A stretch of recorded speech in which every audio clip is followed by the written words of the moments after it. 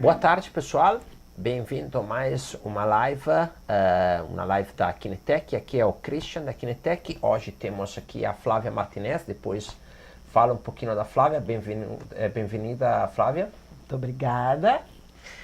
Ok, então que o pessoal está entrando, Flávia, a gente dá algumas notícias, alguma coisa. O pessoal está começando a entrar. E só para lembrar, né, quem ainda não está nos acompanhando nos podcasts, temos nossos podcasts no iTunes, no Spotify. Tu escuta os podcasts, Flávia? Às vezes. Quando é possível, Quando sim. consegue, No meio da né? correria, sim. A Flávia tem. Eu sei que a agenda da Flávia não é fácil, né, Flávia? Complicado. É uma agenda complicada. Quero então. aproveitar e te agradecer muito o convite, é um prazer estar aqui, né? Sou fã da Kinetec, do trabalho de vocês, então para mim é um prazer estar aqui. Não, nosso prazer, depois quando eu comento um pouco da Flávia, para mim a Flávia é fantástica, depois comentamos lá, então que o pessoal está entrando, lembrando que segunda-feira temos a nossa série online, onde falaremos da análise na era digital, então esperamos vocês a partir da segunda-feira neste seriado online, que é uma série de vídeos explicando um pouco o utilizo do sensor inercial na questão clínica, né? E então a nossa convidada de hoje, começamos a apresentá-la, né? É a Flávia Martinez. A Flávia, por quem é da região sul, é sem dúvida muito conhecida, porque a Flávia é professora na Universidade Federal há muito tempo, foi coordenadora também do LAPEX. Tem uma clínica há quantos anos, Flávia? 25 anos. 25 anos, faz um trabalho de reabilitação aquática fantástica. Eu acho que foi professora de todos os fisioterapeutas das últimas décadas, passaram né, debaixo da caneta da Flávia aqui em Porto Alegre, né? Então todo mundo conhece ela, é uma pessoa cheia de energia. Eu não sei como é que ela aguenta ser professora na universidade, ter uma clínica, ser mãe, né? É tudo um conjunto de coisas que envolve uma grande energia, e a gente sabe que a Flávia tem, né? Eu convidei hoje a Flávia para falar do assunto, que é a análise visual de marcha, porque um tempo atrás fizemos um workshop em conjunto. Ela me convidou para falar um pouco sobre sensores inerciais, e a Flávia fez toda uma avaliação visual de marcha de um aluno que para mim foi fantástica, né? É um laboratório de marcha, né, com olhos, a Flávia, né? Ela consegue realmente entender muitos aspectos, porque muitos anos que tu trabalha sobre isso, e os pacientes que tu trata lá na clínica são pacientes muitas vezes com né, algumas patologias relacionadas à deambulação, né, Flávia? Sim, hoje eu estou afastada da clínica por conta da universidade, mas na universidade também a gente recebe muitos pacientes nos serviços assistenciais que têm questões de marcha. Na verdade, todos nós temos particularidades Sim. de marcha. Então a gente aproveita a avaliação clínica e incrementa essa avaliação com uma observação da locomoção do sujeito em diferentes ambientes para subsidiar melhor o programa terapêutico, a avaliação clínica. A análise visual, pessoal, é obrigatória, né? Ou seja, ok, a análise instrumentada fornece uma grande quantidade de dados, muitas vezes invisíveis, que a gente não tem como obter, mas os protocolos em qualquer laboratório de marcha do mundo, e também quem trabalha com marcha, envolve sempre a análise visual. A análise visual é o começo, né, onde começa tudo. Sem ter uma análise visual boa, fica mais complicado depois também a interpretação dos dados, então é sempre o começo. E é uma coisa que está na mão de todos, né? Só que precisa de uma certa experiência, né? Sim. Tem algumas dicas também que Sim, é que importante. hoje vamos comentar. Então, vou começar com as perguntas, Flávia. na tua experiência, quanto é importante saber realizar uma boa análise visual de marcha? Olha, Christian, então, bom dia a todos. Agora que a gente começou a conversar melhor, mais uma vez obrigada.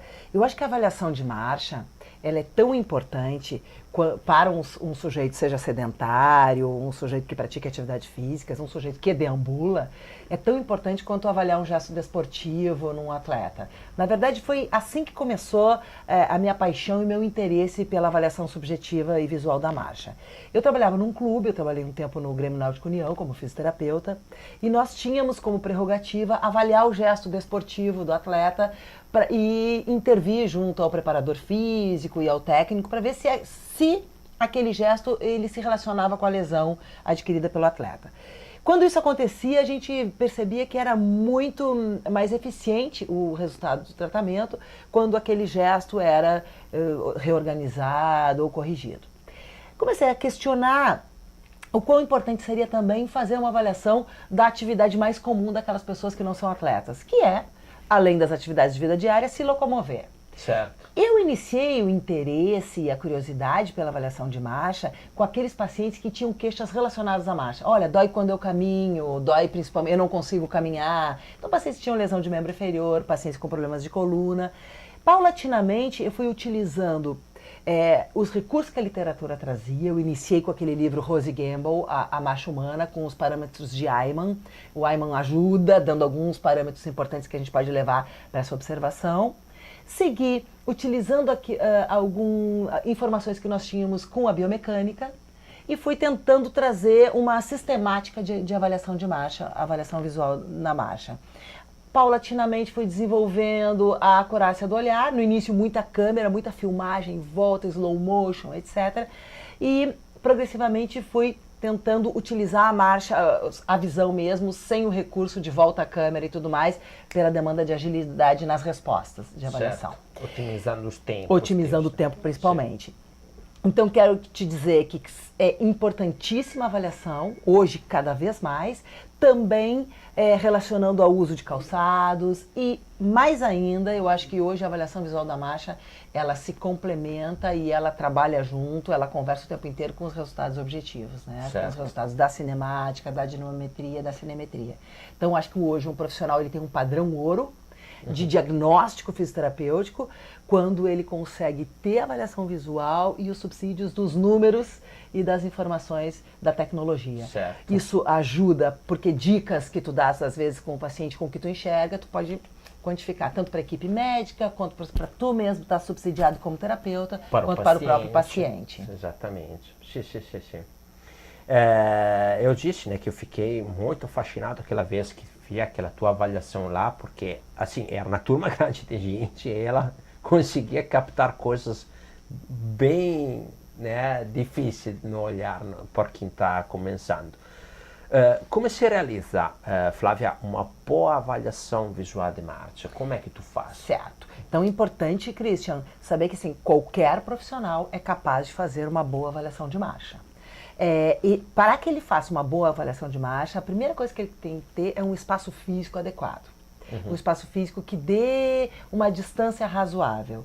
A gente geralmente pensa em 6 metros de comprimento, uns 3 metros de largura, e esse profissional ele vai ficar móvel, ele vai se afastar, ele vai se aproximar, ele vai precisar transitar para ter minimamente 2 planos de observação, o plano sagital e o plano frontal. O plano transversal é mais complicado, ver de baixo ou ver de cima, mas com as informações do plano sagital e do plano frontal, tu consegues. Então, uma iluminação boa, uma distância e uma mobilidade do profissional avaliador é importante, e depois algumas dicas do olhar mesmo, da observação e de registro que a gente vai conversando ao longo aqui das perguntas. Certo. E aqui, né, falamos que detalhes sobre o paciente também, né, do ambiente precisa, né, cuidar do ambiente, tu já deu uma dica ali, mas o paciente, como é que preparamos ele? Certo. Então, o paciente ele vai estar com roupas confortáveis, de preferência o mínimo de roupa possível, né? Então, ele vai estar seminu, ele vai estar de short, de mulher top. Então, ideal é o mínimo de roupa possível, descalço e também com uso de calçados. E esse paciente ele precisa ter tido uma avaliação prévia. Então, por exemplo, uma avaliação de marcha, ela pode ser feita sem nenhum outro tipo de recurso de informação sobre o paciente. Mas ela fica muito melhor, o resultado fica melhor se tu já tem uma anamnese, se tu puderes ter acesso antes ou depois a exames complementares e alguns testes clínicos. Certo. Porque, por exemplo, se eu detecto que eu tenho uma amplitude de movimento restrita durante a marcha, uma flexão de joelho, um quadril, um mesmo tornozelo, imediatamente após ou antes mesmo dessa observação da marcha, eu tenho que testar a articulação para saber se aquele déficit de amplitude de movimento está relacionado a uma restrição de amplitude mesmo, a um grupo muscular encurtado ou uma atividade muscular reduzida. Então eu observo, detecto aquelas alterações, mas eu faço um checklist com testes clínicos para entender de onde advém essa qualidade alterada durante a locomoção. Sim. Sim, normalmente o teste clínico antes te ajuda Exatamente. a entender depois na marcha. Então, que Christian, tá na sequência lógica, o ideal é a anamnese, os testes clínicos, a avaliação de exames complementares e, por último, a locomoção. Certo. Ótimo. E no que nós precisamos focar a atenção? Ótima, essa pergunta é muito boa. Num primeiro momento, o que eu recomendo a todo profissional é que ele deixe o paciente deambular na frente dele e tente detectar o que mais chama atenção. Sem nenhum compromisso, eu estou olhando isso ou aquilo. Veja, o que mais chama atenção é o movimento dos braços, é a torácica rígida, é um excesso de Trendelenburg, é um passo curto, é um impacto muito grande, é a reverberação do passo. Então, o que mais chama atenção é a base alargada, é a rigidez, é o excesso de movimento, é a instabilidade. Então, deixe naturalmente o paciente deambular e anote primeiramente o que mais chama atenção. E, a partir de então, a gente vai precisar utilizar cada uma das articulações, observar cada uma das articulações em cada uma das fases. Certo. Então, para isso, Christian, é importante que o profissional já tenha de antemão dados objetivos mentalmente. Qual é a amplitude do tornozelo no apoio do calcâneo? O que acontece com o tornozelo e pé no apoio médio? O que acontece na fase de impulsão ou rolagem, no pré-balanço, no balanço? Qual é a amplitude esperada do joelho durante o balanceio, na fase de toque do calcanhar? Sim. Então, as ADMs, os graus, e para isso eu acho que a gente tem referências boas, além de artigos, referências, livros básicos. O Rose Gamble e a Jacqueline Petrie te subsidiam para esses dados básicos. Então, geralmente, tu fazes um inventáriozinho, uma listinha de amplitudes, comportamento cinemático padrão, né, com uma curva de Gauss, claro, comportamento cinemático padrão. E também é interessante que a gente tenha acesso a estudos eletromiográficos. Quem são os grupos musculares, como é que é a orquestração da musculatura durante a locomoção. Me lembro que naquela palestra lá que eu estava contigo, tu fez toda a tua avaliação visual antes e depois tu mostraste porque a ativação deveria acontecer e tu mostraste uma publicação, não sei se era o Sutherland, que tu mostraste de toda a ativação dos músculos, como deveria acontecer, né? Então, esta coisa é extremamente importante, saber como é, normalmente, a harmonia de ativação dos músculos para criar Exatamente. Sim. Então, seguindo a nossa conversa sobre o que ver, primeiro o que mais chama atenção e depois a articulação em cada fase. Importante sempre ver se há simetria, Sim. se os dois hemicorpos são simétricos naquele comportamento motor ou se é uma característica de um membro. E, mais uma vez, checar essas amplitudes. Por exemplo, a dorsiflexão do tornozelo, eu vou ter melhor subsídio se eu olhar no plano sagital. Certo. As rotações, a abdução, afastamento de membros ou não, no plano frontal. Dissociação de cintura seria no plano transversal, mas a gente consegue, com os outros dois planos, ter subsídios. Então a gente vai anotando fase a fase, e essa é uma questão interessante, Christian, porque é algo dinâmico, não é um teste que tu faça, é algo dinâmico, aqueles passos vão se repetindo, então tu vai ter que várias passadas. Então, certo. O que tu fazes? O paciente tem que deambular de um lado para o outro, vai dizer a ele, caminhe naturalmente, como se ninguém estivesse te olhando.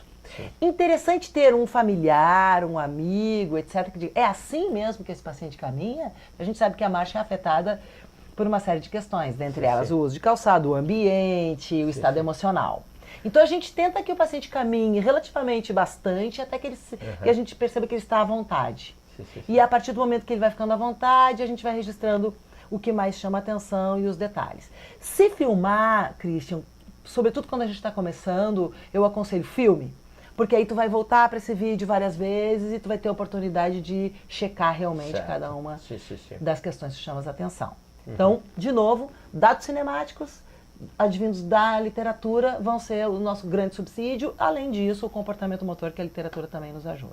Sobre esta questão da marcha, que cada um tem as suas características, eu me lembro de uma palestra que escutei do Dr. Ingo, que é um ortopedista que trabalha principalmente com crianças com paralisia cerebral, que ele disse assim: a marcha é como a impronta digital, cada um tem a sua. Exatamente isso. Tá? Que ok, a princípio como impronta digital, tu olha é igual para todos, na verdade não, cada um tem os seus detalhes ali, né? E está relacionado à personalidade da pessoa, tem todo um envolvimento também psicológico por trás, né? Condicionamento físico, etc, etc. Sabe, Christian, o que me trouxe para essa curiosidade também, eu particularmente, quando criança, sempre tive uma marcha, e ainda tenho, uma marcha estranha. Então eu sofri muito bullying na escola pela forma como eu caminhava. Ah, sim? Então sim, porque eu caminhava com os pés tortos, eu sofri cirurgia de pés tortos congênitos. Então é interessante que assim, ó, quando a gente estuda na fisioterapia, a gente aprende marcha anserina, marcha escarvante, marcha hemiparética, marcha espástica, marcha táxica. Então, a gente fica bem informado de como avaliar uma marcha patológica. Patológica. Mas e quem severa, não né? é patológico severo? E nós todos que temos nossas peculiaridades, a nossa Exato. impressão digital. Como passa batido? Exemplo, por que também isso me angustia até em algumas vezes? Muitos médicos indicam, caminhe. O paciente vai fazer caminhadas, caminhe tanto. Então, a Organização Mundial de Saúde, muitas pesquisas mostram o quanto a caminhada é efetiva no auxílio terapêutico para várias afecções. Mas será que todas as pessoas podem sair caminhando assim, sem nenhum tipo de avaliação e aconselhamento? Certo. Então, escolher, por exemplo, o paciente sabe-se que o paciente ao caminhar, ou o sujeito ao caminhar na esteira, num campo aberto, num corredor, ele vai ter comportamentos motores diferentes. Certo. Então, aonde eu vou...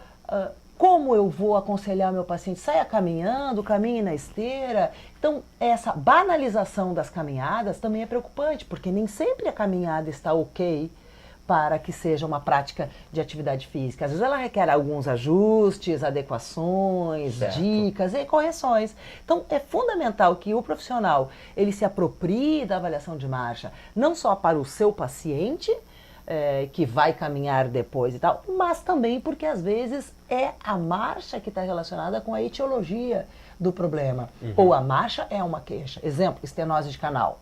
Estenose de canal de coluna vertebral é um problema que muitas vezes afeta a locomoção. E é a locomoção, ou a marcha, o aconselhamento médico ou terapêutico. Portanto, avaliar a marcha não quer dizer que eu só vou avaliar a marcha de pessoas que têm afecções ou marchas patológicas. Certo. Eu vou avaliar a marcha como um gesto motor que pode e deve muitas vezes ser corrigido, diagnosticado, para evitar recidivas, para servir como uma prática de atividade física saudável, ou mesmo para evitar quedas e outras complicações. Sim, sim. Porque, enfim, é o gesto motor que tu faz mais, né?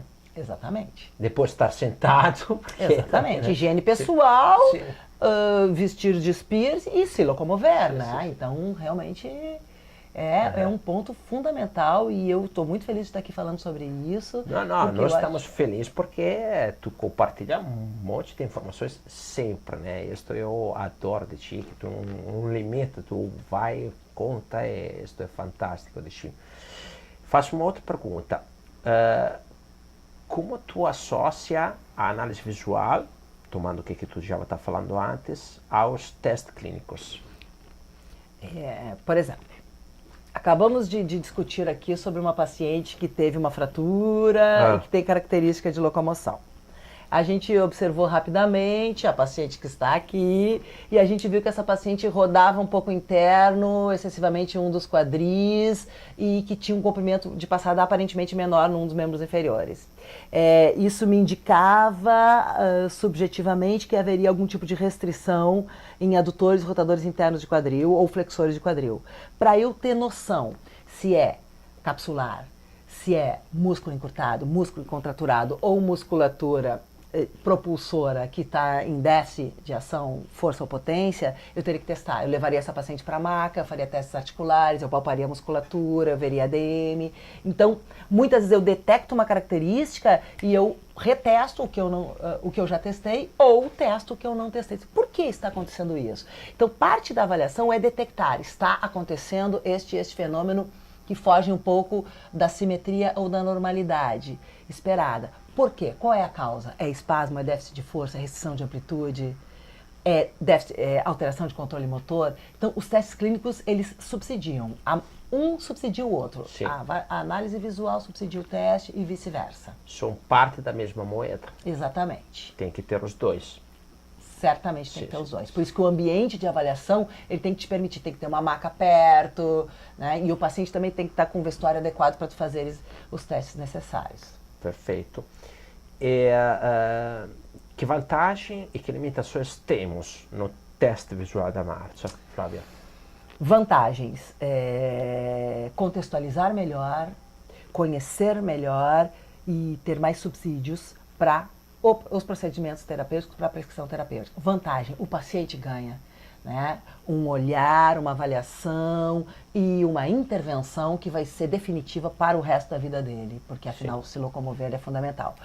E por outro lado, Christian, é claro que há limitações. O olho humano, ele é subjetivo, né? O olho, a mente, a forma como tu processa as informações visuais e tal. Portanto, o padrão ouro é usar essa sensibilidade, essa capacidade do olho, da mente humana, do profissional, aos dados objetivos. Certo. Então, eu enxergo que a avaliação padrão ouro, ela alia a tecnologia à subjetividade do avaliador. Hoje em dia já padronizado isso, qualquer laboratório que tu vai especializado em marcha, usa os dois. Tem a parte visual, mas tem a parte numérica, e daí a discussão dos dois que depois traz uma visão mais global do que efetivamente está acontecendo para tomar depois a decisão, né? Sim. Padrões alterados, causas ou compensações? Como podemos entendê-los na análise visual? Essa pergunta é fantástica. Sim. Na verdade, nem sempre tu tens as respostas, né? Porque a locomoção, ela também pode alterar ao longo da vida, é óbvio, é claro. Por exemplo, a marcha do idoso frágil, tem características. Então, muitas vezes, a forma com a qual a pessoa caminha é que provoca o problema. Exemplo, um sujeito que não faça uma fase de apoio, não faça uma semiflexão de joelho e uma dorte de tornozelo excêntrica na fase de apoio, hiperestenia, é muito comum esse tipo de paciente apresentar afecções de joelho, condromalácia principalmente, né? Então esse sujeito ele vai acabar compensando no quadril, vai aumentar o Trendelenburg, e talvez quem pague o preço seja o joelho, ou os quadris, ou a lombar. Então há casos que a gente consegue identificar. Provavelmente esta forma de caminhar levou a esse problema. Sim. Em contrapartida, há sequelas e há lesões que deixam comprometimentos de marcha. Sim. Então o que eu posso te responder sobre isso é bastante difícil saber quem é o ovo e quem é a galinha, mas muitas vezes a própria história clínica do paciente nos subsidia. Mas eu acho que talvez essa pergunta seja uma que o próprio terapeuta utilize para si próprio várias vezes e não tenha a resposta. Mas muitas vezes a história clínica nos deixa uma boa ideia. E qual tipo de paciente se beneficia mais da análise visual? Tu faria para todos, Todos. Né? Sim. Faria para todos. Também o lesionato de ombro? Todos. Todos. Sabe que a formação em osteopatia me reafirmou que não existe como um terapeuta fazer um bom trabalho se ele segmentar o paciente. Certo. É sempre um todo. É uma cervical, é uma ATM, é um hálux rígido que repercute, é um todo, é um fantástico complexo de integração de articulações e movimentos. E é isso que eu acho que traz o fascínio, a dor e a delícia do profissional lidar com o corpo inteiro. Não há, na minha opinião, problema físico que possa ser visto isoladamente, em todos os contextos. O ser humano, ele é um complexo de articulações, de sinapses, de movimentos, e por isso ele deve ser sempre visto como um todo. E se ele caminha, ele deve ser avaliado. Minimamente para dizer, ok, siga caminhando dessa forma. Eu tenho vários clientes que entram em contato conosco para avaliar corrida. Tá? Ok. Claro que o gesto corrida, quer uma água, Flávio? A água, sabe que eu adoro água, né? Não Sim. só tomar como imergir na água. Então, água sempre. Então, eles entram já com o assunto corrida. E daí eu muitas vezes falo, tá, eu mostro também na marcha para eles. Mostro que corrida podemos avaliar acima, assado, e acima, assados avaliamos marcha. E alguns destes interessados não dá minimamente bola para a parte da marcha. E eu falo sempre, a marcha, né, tem que ser avaliada. Mesmo se tu está avaliando um corredor, que depois, claro, tu vai avaliar a corrida da pessoa. Mas a marcha pode te chamar alguns detalhes importantes da tu cuidar depois na corrida. Sim, ou não, Flávio? Sem dúvida. A avaliação de corrida, a corrida tem particularidades, certamente, sim, mas, sem dúvida, algumas características da marcha são transferidas para a corrida. Então, aquele estilo de caminhada, muitas vezes, se repercute na corrida. Então, sim, as duas têm correlação e é importante avaliar as duas formas de locomoção quando o sujeito corre. Temos perguntas? Temos um comentário aqui da Euren Passos. A Flávia arrasa sempre. Euren, querida. Grande Euren. A Euren estamos convidando para fazer uma live conosco para falar daquele trabalho que estão fazendo, que acho que tu conhece bastante aquele trabalho ali, mas, né? Euren Passos, tu tem que estar aqui falando sobre os teus passos acadêmicos. A Euren é um talento, a Euren é uma referência hoje em caminhada nórdica, pesquisa com Parkinson. Sou fã da Euren também. Sim. Te esperamos aqui, Euren. Se o pessoal tiver perguntas, também podem ir mandando. Né? Sim. Ok, então temos um tempinho ainda, Dani? Temos 5 minutos. 5 minutos? Tu quer ver se em 5 minutos encaixamos aqui? Vamos ver essa paciente juntos? Sim, deixa eu ver aqui. Bom, Sandro e Dani, conseguem dar um zoom aqui na tela? Sim. Ok, eu trouxe, deixa eu fazer aqui que acho que faço melhor. Eu trouxe aqui para a Flávia um caso para ela comentar um pouquinho, tá? Se o mouse me ajuda, vamos ver. Ok. Ele é a Dani, né? Então, esta é uma visão frontal da marcha da Dani. Começamos daqui. O tempo é curto, porque normalmente demora um pouquinho para a gente ter uma visão boa, sem dúvida. Né? Sim. Sem dúvida.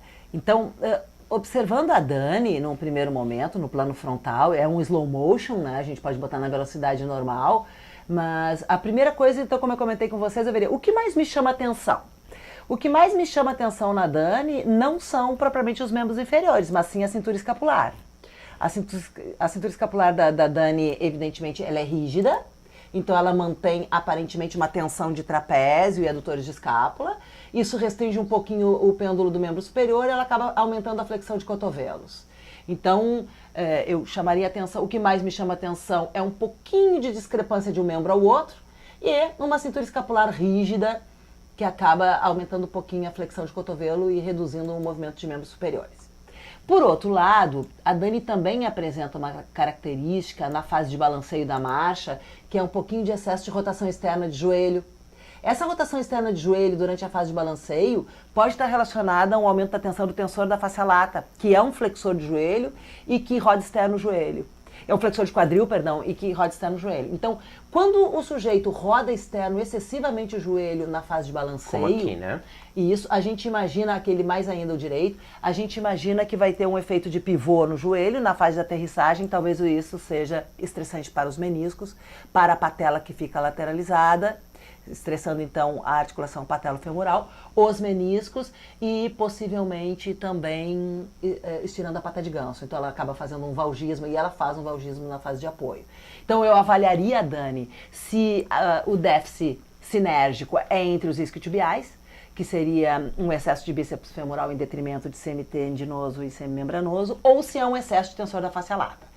Acho que também no quadril esquerdo, no plano frontal, a gente percebe o seguinte: a Dani tem um polígono de sustentação bem pequeno, indicando que ela tem um bom equilíbrio, um bom controle motor, mas a minha impressão, vamos ver se a gente consegue pegar mais alguns passos, é que ela, em relação ao direito, ela roda, vamos lá, o esquerdo roda interno um pouco, ele roda interno e entra em valgo. O que eu tô com dúvida aqui? De avaliar esse quadril esquerdo, de testar psoas, ilíaco e adutores, ver se ela tá com uma boa mobilidade de quadril e se a musculatura pélvico-trochanteriana e glúteo máximo e glúteo médio estão a contento. Ela não tem um Trendelenburg enorme, tá? Se ela tivesse um Trendelenburg maior que o fisiológico, que é aproximadamente 5 graus, eu me preocuparia com a musculatura abdutora. Vamos ver um pouquinho de novo. Deixa eu ver mais uma sequência à esquerda. Tem. O Trendelenburg à esquerda é maior que a direita. Então, eu pensaria o seguinte: uma boa avaliação do equilíbrio muscular entre psoas, ilíaco, adutores e pélvico-trochanterianos rotadores externos, para tentar melhorar um pouquinho a simetria desses quadris. Uma avaliação também da musculatura da pata de ganso, tensor da face lata e patelofemoral para ver como é que está funcionando esse joelho. Olha lá aquele pé como está rodando muito externo, né? E eu também perceberia como é que está a estabilidade desse joelho. Vamos dar uma olhadinha no plano sagital, se a gente consegue ver mais alguma informação.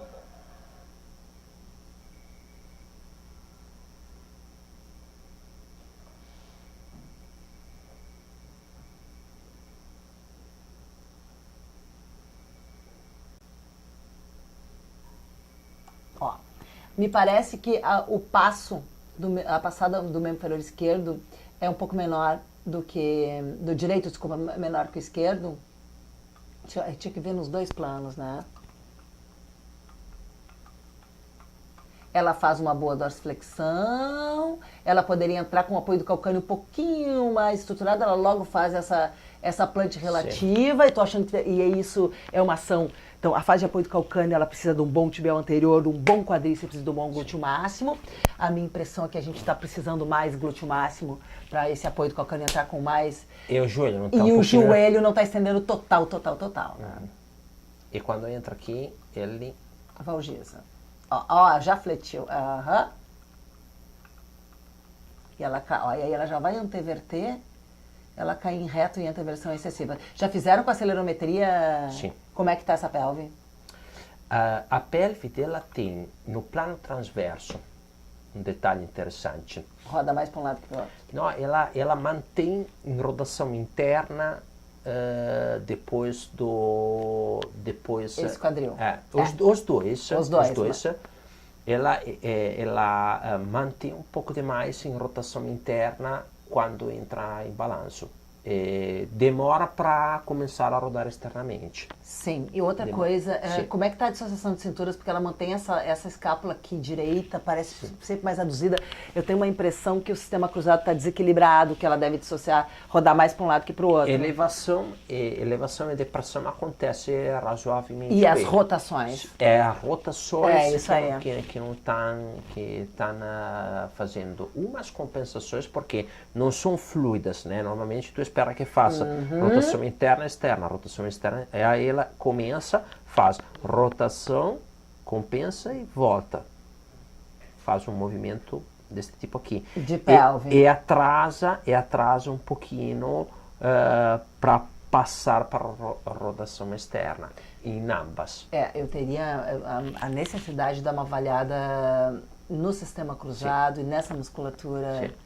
Aqui ela andou ela anda normalmente com cadência alta e aqui ela andou com uma cadência normal, mas com um comprimento de passada muito amplo, talvez porque estávamos em externa. Ah, porque ela não costuma caminhar. Essa é uma questão da avaliação de marcha, né, Sim. gente? Quando o sujeito está sendo avaliado, é possível que ele mude o padrão. Sim.